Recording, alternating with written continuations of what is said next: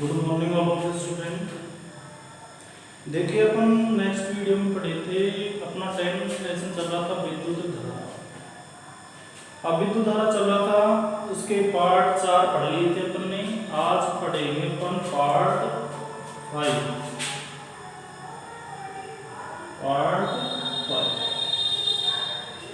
अपना लेसन चल रहा था 10वां लेसन विद्युत धारा।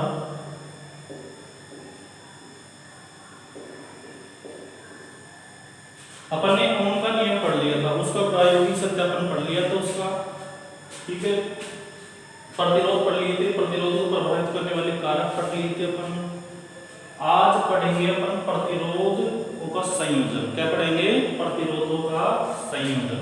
नेक्स्ट टॉपिक है अपना प्रतिरोधों का संयोजन। प्रतिरोधों का संयोजन। अब देखिए, प्रतिरोधों का संयोजन दो प्रकार का होता है, आपको पता होना चाहिए और ऑलरेडी पता होगा। एक तो श्रेणी क्रम संयोजन, एक होता है संयोजन श्रेणी क्रम संयोजन, और दूसरा होता है समांतर क्रम। समांतर या पार्श्व, क्या बोला जाता है इसको? पार्श्व क्रम संयोजन। टॉपिक है अपना प्रतिरोधों का संयोजन। तो दो प्रकार का होता है, एक तो श्रेणी क्रम संयोजन और दूसरा होता है समांतर क्रम, या इसको पार्श्व क्रम भी बोला जाता है। ध्यान रखना, समांतर क्रम को बोला जाता है पार्श्व क्रम संयोजन। अब अपन चलाएंगे श्रेणी क्रम संयोजन। क्या चलाएंगे? अपने टॉपिक रहेगा श्रेणी क्रम संयोजन।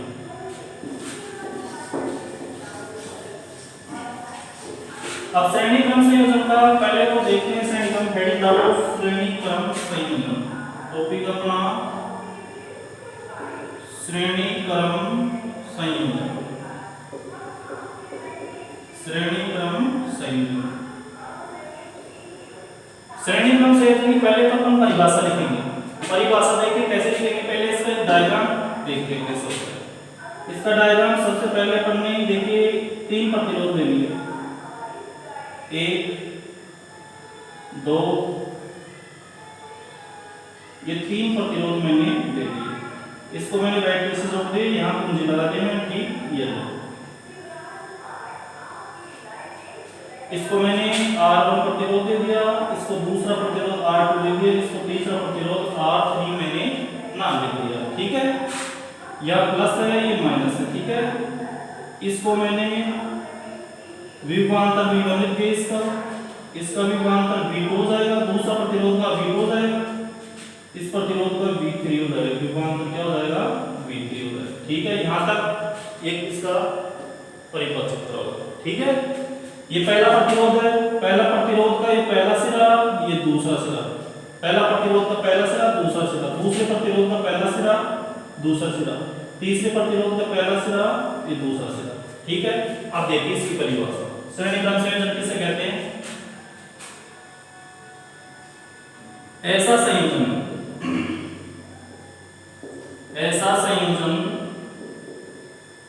जिसमें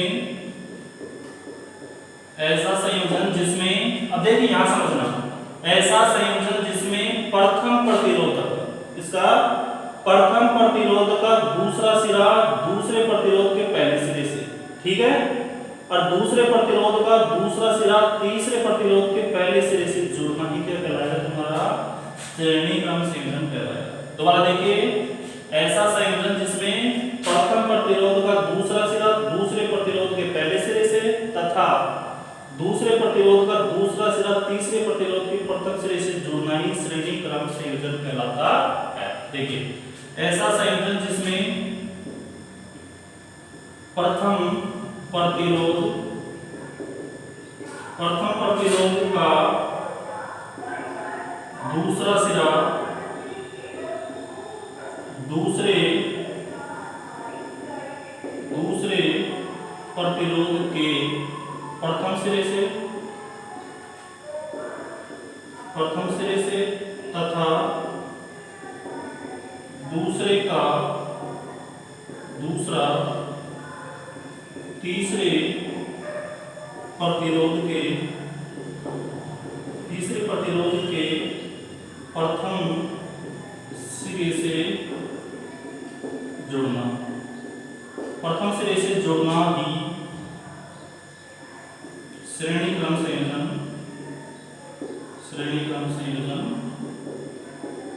कहलाता है। ठीक है, ऐसा संयोजन जिसमें प्रथम प्रतिरोध का दूसरा सिरा दूसरे प्रतिरोध के प्रथम सिरे से तथा दूसरे का दूसरा तीसरे प्रतिरोध के प्रथम सिरे से जुड़ना ही क्या कहलाएगा? पहला प्रतिरोध का दूसरा सिरा दूसरे प्रतिरोध के पहले से, दूसरे प्रतिरोध का दूसरा सिरा तीसरे प्रतिरोध के प्रथम सिरे से जुड़ना क्या कहलाएगा? तुम्हारा श्रेणी क्रम संयोजन कहलाएगा। प्रश्न आएगा कि श्रेणी क्रम संयोजन का आवश्यक परिपथ चित्र बनाते हुए उसको विस्तार पूर्वक समझाइए। तो पहले तो आपको इसकी परिभाषा लिखनी है, फिर उसका परिपथ चित्र, फिर आपको क्या लिखना है, इसके बाद इसका ये डायग्राम है, उसके बाद लिखना है इसका परिपथ चित्र बनाना। ठीक है, अब ये चित्र ये बनाना है, इसमें आपको यहां से धारा जा रही है, देखो ये जा रही है। ठीक है, नेक्स्ट देखिए, एक बात और याद रखना, श्रेणी क्रम संयोजन में देखो तीनों प्रतिरोधों के लिए विद्युत धारा का मान I का मान क्या होगा? एक समान होगा। ये ध्यान रखना कि श्रेणी क्रम संयोजन में तीनों प्रत्येक प्रतिरोध के लिए विद्युत धारा का मान एक समान होता है तथा विभवांतर का मान तीनों प्रतिरोधों के लिए अलग अलग होगा। ठीक है, यानी विद्युत धारा एक समान, विभवांतर अलग अलग। देखिए, और समांतर क्रम इसका उल्टा होगा। ठीक है, देखिए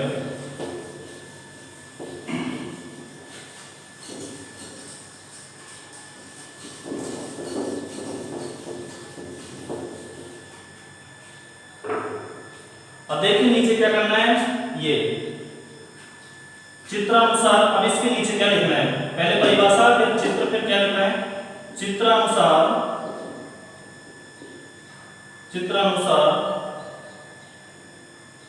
तीन प्रतिरोध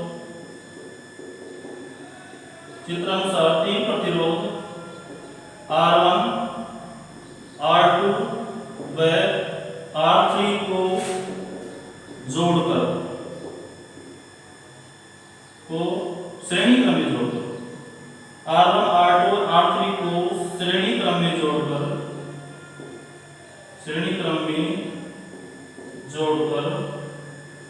एक परिपथ चित्र बनाते हैं, एक परिपथ चित्र बनाते हैं।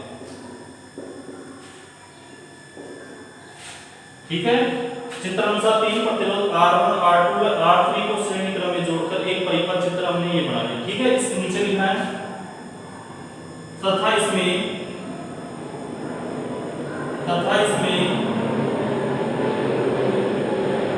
धारा का मान प्रत्येक प्रतिरोध के लिए प्रत्येक प्रतिरोध के लिए एक समान तथा विभवांतर अलग अलग होता है। बस ये लिखना है। इसके बाद तुम्हारे को ये लिखना है कि चित्रानुसार तीन प्रतिरोध R1 R2 R3 को श्रेणी क्रम में जोड़कर एक परिपथ चित्र बनाते हैं तथा इसमें धारा का मान प्रत्येक प्रतिरोध के लिए एक समान होगा तथा विभवांतर का मान अलग अलग होगा। अब यहाँ पर तुम्हारे को ओम का नियम लगाना है। अतः ओम के नियमानुसार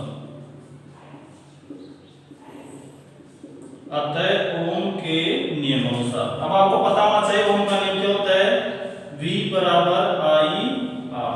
क्या होता है, V बराबर I R।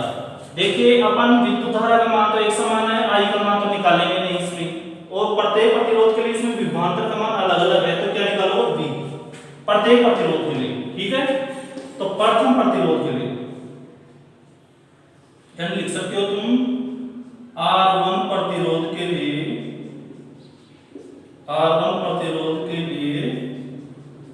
विभवांतर, R1 प्रतिरोध पहले प्रतिरोध के लिए निकाल रहे आई सेम है तो आई सेम है, आर आर वन लिखना है। तो ठीक है, यहाँ तक समझ में आ गई। अतः उनके नियम अनुसार बी तुम्हारे को V1 निकाला है, पहले प्रतिरोध विभवांतर निकाल V1 आई तीनों के लिए सेम है, सेम आई हो गया, आर की जगह R1 लिख दिया। इसी प्रकार दूसरे के लिए लिख रहे हैं तुम्हारे को, दूसरे प्रतिरोध के लिए विभवांतर क्या हो जाएगा, V2 हो जाएगा। V2 बराबर आई सेम है, R2 हो जाएगा। इसी प्रकार तीसरे के लिए निकालना है तुम्हारे को, बिल्कुल सेम है, इसकी जगह V3 बराबर आई R3। यहाँ तक समझ में आ गया। प्रथम प्रतिरोध के लिए R1 के लिए V1 बराबर IR1, दूसरे के लिए V2 बराबर IR2, तीसरे के लिए V3 बराबर IR3। अब लिखना है तुम्हारे को, अतः परिपथ में कुल विभवांतर, अतः परिपथ में कुल विभवांतर निकालने का सूत्र क्या होता है, V बराबर V1 plus V2 plus V3। तीनों को जोड़ दो आप, तीनों को जोड़ोगे तो V ऐसे कैसे तुम्हारा V1 की जगह IR1 प्लस IR2, V2 की जगह IR2 हो जाएगा, प्लस V3 की जगह IR3 हो जाएगा। ठीक है, यहाँ तक बात समझ में आ गई। ये परिपथ का क्या हो गया तुम्हारा, कुल विभवांतर निकल गया। क्या हो गया, कुल विभवांतर निकल गया। यहाँ तक समझ में आ गया। दोबारा देखिए, एक परिपथ चित्र बनाए थे श्रेणी क्रम में जोड़कर, ठीक है। इसमें धारा का मान प्रत्येक प्रतिरोध के लिए समान विभवांतर डाला, ओम का नियम लगा V बराबर IR। तो प्रथम प्रतिरोध के लिए विभवांतर निकाल रहे हैं V1 बराबर IR1, दूसरे प्रतिरोध के लिए V2 विभवांतर V2 बराबर IR2, तीसरे के लिए भी। ऐसे हमने इन तीनों को जोड़ दिया। ठीक है, अब जोड़ने के फलस्वरूप ऊपर देखिए थोड़ा सा, इसको मैं रख कर देता हूं।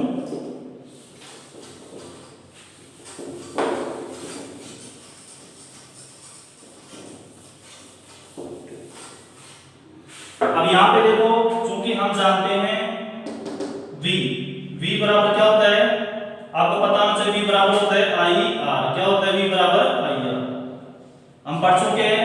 V बराबर क्या होता है IR, ओम का नियम क्या होता है, V बराबर IR होता है। तो इस V की जगह क्या लिख सकते हो आप, IR लिख सकते हो इस V की जगह। तो इस V की जगह देखो, V बराबर IR1 plus IR2 plus IR3, इस V की जगह आपने क्या लिख लो IR। तो IR मैंने ऐसे कैसे लिख दिया, इसकी जगह V की जगह, और बाकी ऐसे कैसे IR1 plus IR2 plus IR3। ठीक है, IR ऐसे कैसे। अब इसमें कॉमन क्या मिल रहा है तुम्हारे को, तीनों में I कॉमन है तो उसको बाहर निकाल लो, R1 plus R2 plus R3। ठीक है, अब तुम्हारे को पता है ये R है। ठीक है, इस I से ये I क्या हो जाएगा, कैंसिल हो जाएगा। ठीक है, तो क्या बन रहा है तुम्हारा R बराबर R1 plus R2 plus R3। ठीक है, ये होता है श्रेणी क्रम का तुल्य प्रतिरोध निकालने का सूत्र। ये क्या है, तुल्य प्रतिरोध। क्या है, तुल्य प्रतिरोध निकालने का सूत्र। क्या है ये, तुल्य प्रतिरोध निकालने का सूत्र है। अब देखिए नीचे क्या लिखना है, एक लाइन और लिखना है नीचे।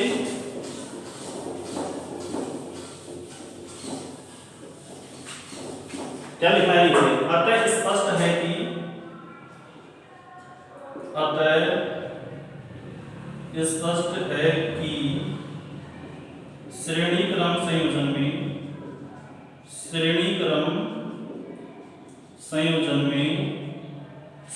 संयोजन का तुल्य प्रतिरोध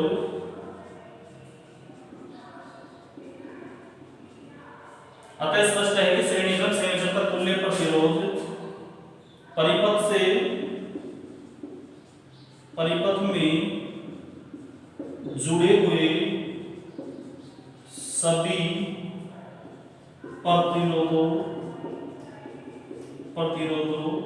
के योग के बराबर होता है। ये लाइन तुम्हारे को नीचे लिखना है। ठीक है, अतः स्पष्ट है कि श्रेणी क्रम संयोजन का तुल्य प्रतिरोध परिपथ में जुड़े हुए सभी प्रतिरोध, देखो परिपथ में कौन कौन से प्रतिरोध, R1 जुड़ रहा है, R2 जुड़ रहा है, R3 जुड़ रहे हैं।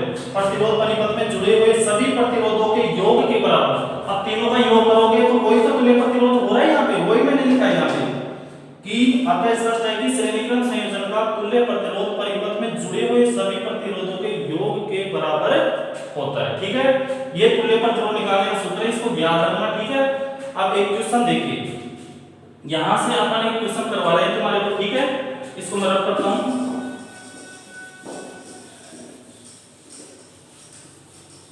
तुम्हारी ही एनसीईआरटी बुक का क्वेश्चन है। ठीक है, देखिए मैंने 3 प्रतिरोध जोड़ दिए, एक प्रतिरोध, दूसरा प्रतिरोध, तीसरा प्रतिरोध। ठीक है, यहां मैंने बैटरी जोड़ दी। ठीक है, एक मुझे लगा दी। ठीक है, ये लो R1 बराबर दे दिया मैंने,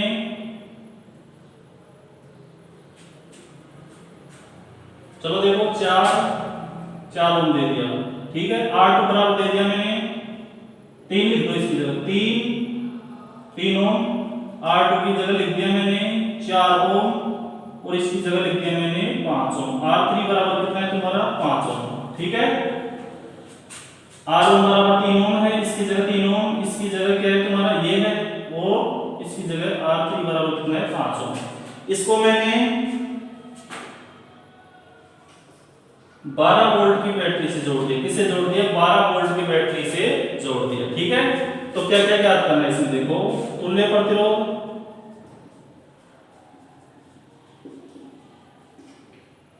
तुल्य प्रतिरोध पहला क्वेश्चन है। दूसरा प्रश्न है कुल विद्युत धारा, कुल विद्युत धारा,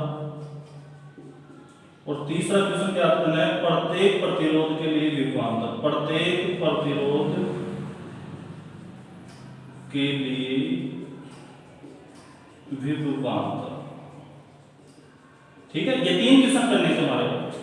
या R1 3 ओम है, R2 4 ओम है, या R3 5 ओम है। 3 प्रतिरोध है, इसका तुल्य प्रतिरोध निकालना है, कुल विद्युत धारा निकालनी है, प्रत्येक प्रतिरोध के लिए विभवांतर निकालना है। ठीक है, देखिए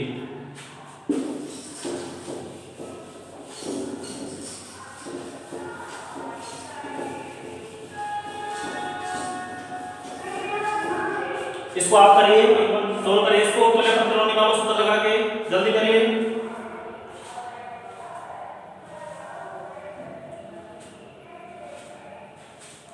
जल्दी करिए, नहीं आएगा मैं बता रहा हूं, जल्दी करिए, इसका तुल्य प्रतिरोध निकालो, कितना आ गया?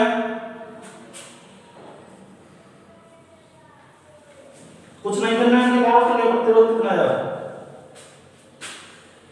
इसका तुल्य प्रतिरोध देखो, सूत्र लगाओ, पहला क्वेश्चन देखो, तुल्य प्रतिरोध निकालो इसका, R बराबर R1 plus R2 plus R3, तीनों को जोड़ दो।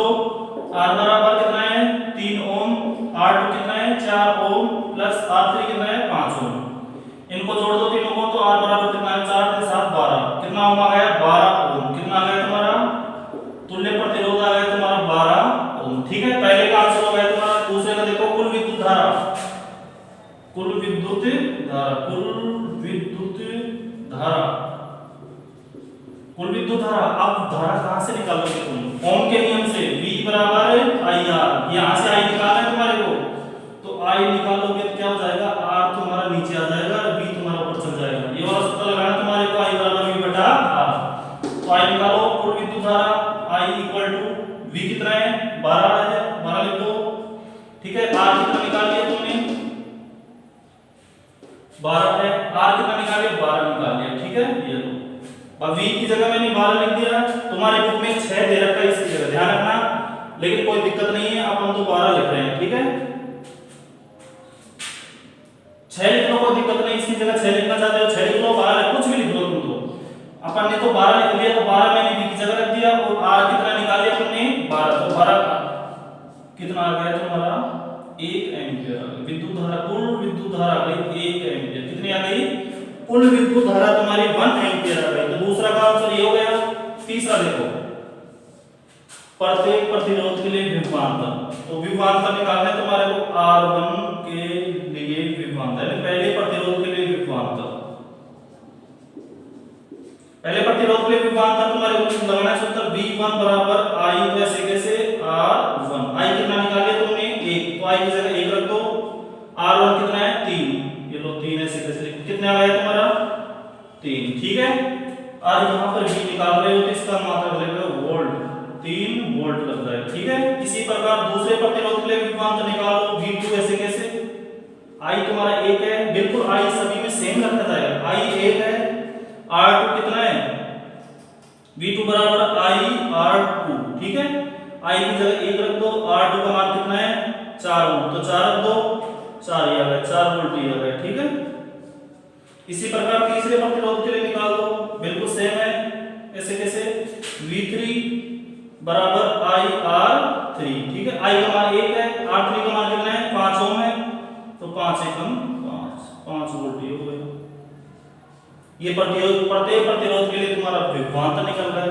अगर आपको पूछे कुल विभवांतर, इसी में मैं चौथा क्वेश्चन बोलूं कुल विभवांतर, तो कुल विभवांतर तुम्हारा कितना होना चाहिए, इसके बराबर होना चाहिए। जोड़ लोगे कुल विभवांतर कितना आ गया, V बराबर V1 plus V2 plus V3, total विभवांतर जोड़ लो कितना आया 4 3 7 और 5 12। देखो यहाँ पर V1 कितना है तुम्हारा 3, तो V1 की जगह 3, V2 की जगह 4 लिख दो और V3 की जगह कितना 5, इनको जोड़ोगे कितना आएगा 12। तो यहाँ देख रहे हैं कुल विभवांतर इसके बराबर होना चाहिए, ठीक है, बिल्कुल सेम है। एक क्वेश्चन तुम्हारा हो गया। और नेक्स्ट क्वेश्चन आप करना, इसकी जगह 4 5 6 रख देना, 4 5 6 कितना 4। नेक्स्ट क्वेश्चन करना, इसकी जगह 4 रख देना, इसकी जगह 5 रख देना, इसकी जगह 6 रख देना, ठीक है। 4 5 9 6 15, इसकी जगह 30 वोल्ट रख देना, ठीक है। इसकी जगह 30 रख देना, 4 5 6 इसको करना और एक क्वेश्चन करना, ठीक है। आगे देखिए, एक क्वेश्चन करना, R1 4 लिख देना, R2 5 लिख देना, R3 6 लिख देना और के यहाँ पर बैठ के कितने की जोड़ देना 5 4 9 15 30 वोल्ट की जोड़ देना, कितने की जोड़ देना 30 की, ठीक है। और एक क्वेश्चन सारे क्वेश्चन निकालना। अब नेक्स्ट चला रहे अपन समांतर क्रम संयोजन। क्या चलाएंगे, समांतर क्रम संयोजन।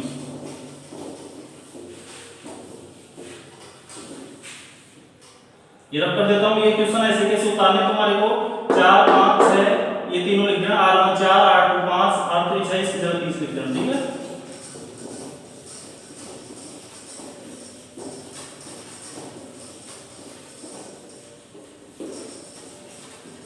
अब अपन चला रहे हैं दूसरा संयोजन है तुम्हारा समांतर क्रम संयोजन। कौन सा है, समांतर क्रम संयोजन, समांतर क्रम संयोजन। नेक्स्ट है समांतर क्रम संयोजन। इसका देखो परिपथ चित्र कैसे बनता है, देखिए सर।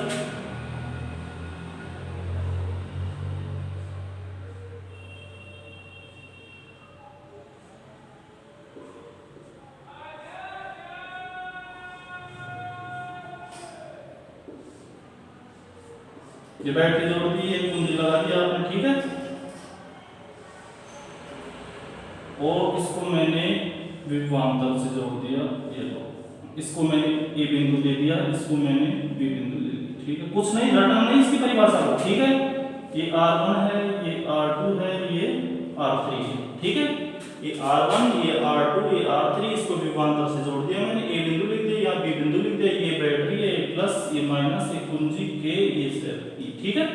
और यहां से विद्युत धारा जा रही है ऐसे, ठीक है, ये लो प्लस से माइनस के। अब इसकी परिभाषा देखो, परिभाषा रटना नहीं है तुम्हारे को। देखो, प्रतिरोधों का ऐसा संयोजन, प्रतिरोधों का ऐसा संयोजन, प्रतिरोधों का ऐसा संयोजन जिसमें जुड़े हुए सभी प्रतिरोधों का प्रथम सिरा ए बिंदु से तथा दूसरा सिरा बी बिंदु से, दूसरा सिरा बी बिंदु से जुड़ना ही समांतर क्रम संयोजन कहलाता है, ठीक है। ये परिभाषा हो इसकी कि प्रतिरोधों का ऐसा संयोजन, प्रतिरोधों का ऐसा संयोजन, ये लाइन से उसमें भी लिख सकते हो श्रेणी क्रम में, प्रतिरोधों का ऐसा संयोजन, ये कॉमन लाइन, ठीक है। प्रतिरोधों का ऐसा संयोजन जुड़े हुए सभी प्रतिरोधों का। अब इसमें कितने प्रतिरोध जुड़े हुए हैं? 3 प्रतिरोध जुड़े हैं, यानी जुड़े हुए सभी प्रतिरोधों का, तीनों प्रतिरोधों का, यानी देखो इसमें जुड़े हुए, यानी जुड़े हुए सभी प्रतिरोधों का, यानी जुड़े हुए सभी प्रतिरोधों का प्रथम सिरा, यानी प्रथम सिरा ये हो गया, अंतिम सिरा ये हो गया, ठीक है। देखिए जुड़े हुए सभी प्रतिरोधों का प्रथम सिरा ए बिंदु से, किससे? प्रथम सिरा ए बिंदु से, तथा दूसरा सिरा किससे? देखो पहला सिरा तो तीनों प्रतिरोधों का, यानी जुड़े हुए सभी प्रतिरोधों का प्रथम सिरा ए बिंदु से तथा दूसरा सिरा बी बिंदु से जुड़ना ही समांतर क्रम संयोजन कहलाता है। रखने की कोई बात नहीं है, यानी ऐसा संयोजन या प्रतिरोधों का ऐसा संयोजन जिसमें जुड़े हुए सभी प्रतिरोधों का प्रथम सिरा ए बिंदु से तथा दूसरा सिरा बी बिंदु से जुड़ना ही क्या कहलाता है? तुम्हारा समांतर क्रम संयोजन कहलाता है। बात समझ में आ गई? ये इसका पहले परिभाषा, फिर इसके बाद तुम्हारे को एक परिपथ चित्र बनाना है, आवश्यक परिपथ चित्र, इसके परिपथ चित्र, इसके बाद लिखना है तुम्हारे को परिपथ चित्र, परिपथ चित्र। ये फिर इसके बाद ये फिर नीचे क्या लिखना है? अतः स्पष्ट है कि, अतः स्पष्ट है कि समांतर क्रम संयोजन में, समांतर क्रम संयोजन में, समांतर क्रम संयोजन में प्रत्येक प्रतिरोध के लिए,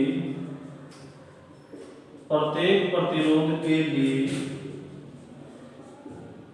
विद्युत धारा का मान, विद्युत धारा का मान क्या? विद्युत धारा का मान क्या हो जाएगा? अलग अलग।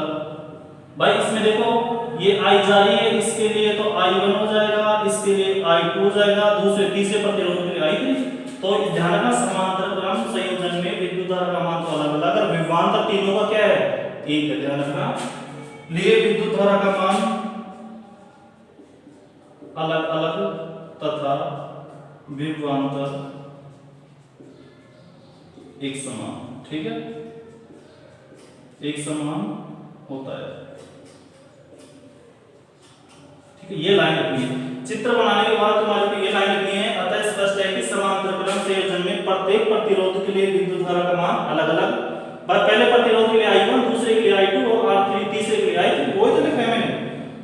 प्रत्येक प्रतिरोध के लिए विद्युत धारा का मान अलग अलग होता है, बिल्कुल अलग अलग है, और विभवांतर क्या है? एक समान है। इतना करने के बाद तुम्हारे को क्या करना है? अतः ओम के नियमानुसार बिल्कुल उसका एज इट इज है, उसमें अपन क्या लिखना है? प्रत्येक प्रतिरोध समूह श्रेणी क्रम संयोजन में प्रत्येक प्रतिरोध के लिए विद्युत धारा का मान एक समान था, विभवांतर तीनों के अलग श्रेणी क्रम में, ठीक है। बिल्कुल इसका उल्टा है वो, ठीक है। ये बात अब तुम्हारे को ओम का नियम लगाना है, ठीक है। इसके बाद तुम्हारे को ओम का नियम लगाना है।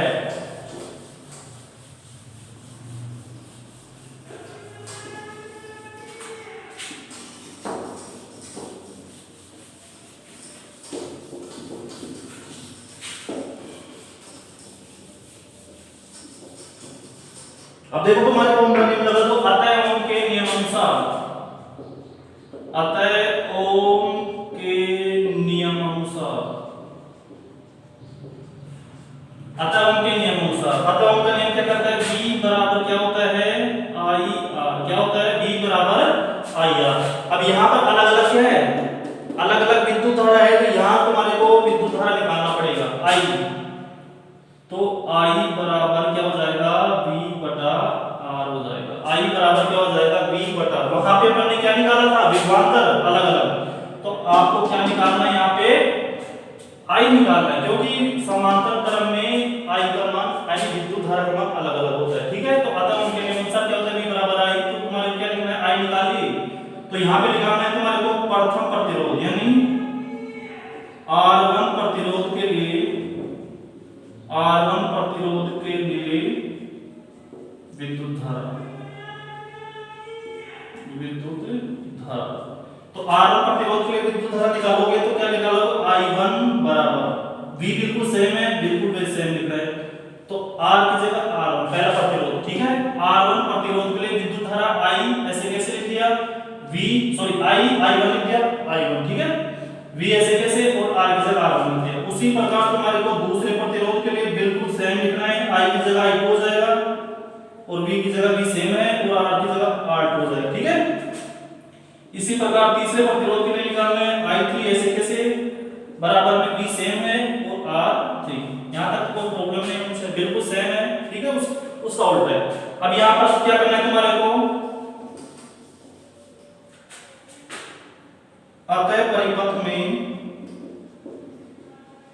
कुल विद्युत धारा, अतः परिपथ में कुल विद्युत धारा, अब जोड़ दो तीनों को, कुल विद्युत धारा, कुल विद्युत धारा। अब कुल विद्युत धारा का सूत्र लगा दो, I बराबर I1 plus I2 plus I3। क्या दिक्कत है, जोड़ दो तीनों को। तो I2 प्लस कैसे, I1 कितना है V बटा R1 प्लस I2 कितना है V बटा R2 प्लस I3 कितना है V बटा R3। यहाँ तक कोई प्रॉब्लम नहीं होगी। हमने तीनों विद्युत धाराओं को जोड़ दिया है यहाँ पे, ठीक है, ये लो जोड़ दिया। तो यहाँ पे लिख दो उसको, कोई दिक्कत नहीं, यहाँ पे लिख दिया। तो चूंकि हम जानते हैं I बराबर क्या होता है, चूंकि I बराबर हम जानते हैं V बटा R होता है, V बटा क्या होता है R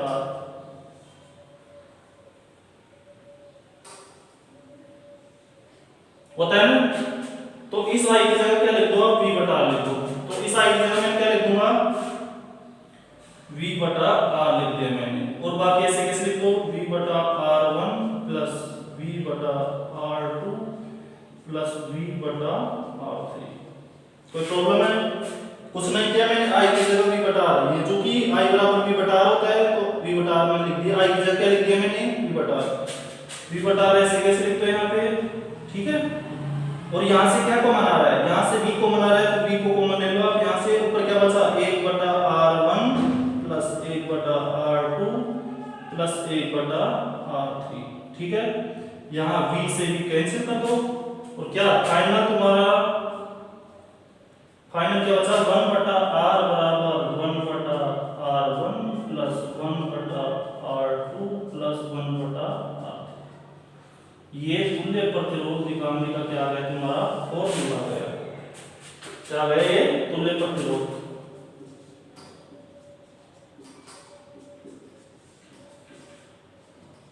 ये समांतर क्रम में तुल्य प्रतिरोध निकालने का फॉर्मूला आ गया, दिख रहा है ना।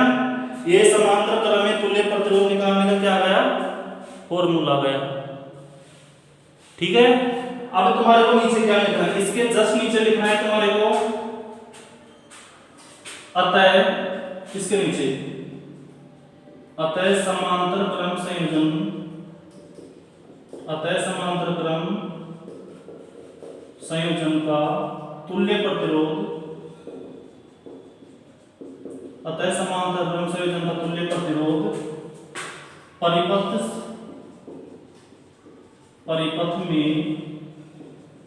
जुड़े हुए सभी प्रतिरोधों के व्युत्क्रम के बराबर होता है। यहां व्युत्क्रम क्यों लिखा मैंने, वहां मैंने बराबर लिखा था, समान होता है। अतः समांतर क्रम संयोजन का तुल्य प्रतिरोध परिपथ में जुड़े हुए सभी प्रतिरोधों के व्युत्क्रम, व्युत्क्रम का मतलब होता है बटे में, जो भी राशि बटे में होगी उल्टा, ठीक है, वो होता है व्युत्क्रम के बराबर। उसमें समान था तो मैंने समान लिखा था, ठीक है, ये ध्यान रखना। ये तुम्हारा वह समांतर क्रम संयोजन, एक इसका क्वेश्चन देख लो, ठीक है, ये लिखना है तुम्हारे को। हम इस तरह करते हैं,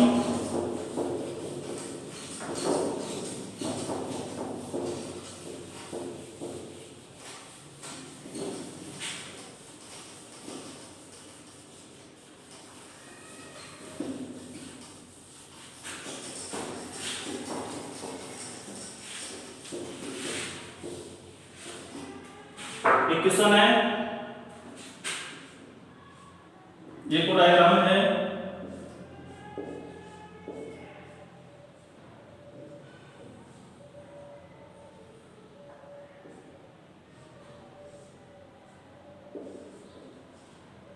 इसको छोड़ो, यहां पे इसकी जगह मैंने 1 ओम लिख दिया, इसकी जगह मैंने 2 ओम लिख दिया, इसकी जगह मैंने 3 ओम लिख दिया। यहाँ पे मैंने बैटरी लगा दी 6 वोल्ट की, क्या ज्ञात करना है इसका? तुल्य प्रतिरोध, ठीक है, तुल्य प्रतिरोध। और क्या ज्ञात करना है तुम्हारे को? वहां पे आपने क्या ज्ञात किया था? कुल विभवांतर ज्ञात किया था या कुल विद्युत धारा ज्ञात की थी? वहां पर प्रत्येक प्रतिरोध के लिए आपने विद्युत धारा निकाली थी। यहाँ पर क्या निकालना है तुम्हारे को? विभवांतर निकालना, सॉरी वहां पर विभवांतर निकाला था प्रत्येक प्रतिरोध के लिए, तो यहाँ पर प्रत्येक प्रतिरोध के लिए क्या निकालना है तुम्हारे को? विद्युत धारा निकालनी है यहाँ पर। तो यहाँ पर कुल विभवांतर निकालना है तुम्हारे को, कुल विभवांतर। और तीसरे में क्या निकालना है? प्रत्येक प्रतिरोध के लिए, प्रत्येक प्रतिरोध के लिए विद्युत धारा। तीनों क्वेश्चन करो जल्दी, ठीक है, तीनों क्वेश्चन कीजिए। और यदि ये क्वेश्चन नहीं आएगा तो अपन नेक्स्ट वीडियो में देखें, ठीक है। धन्यवाद।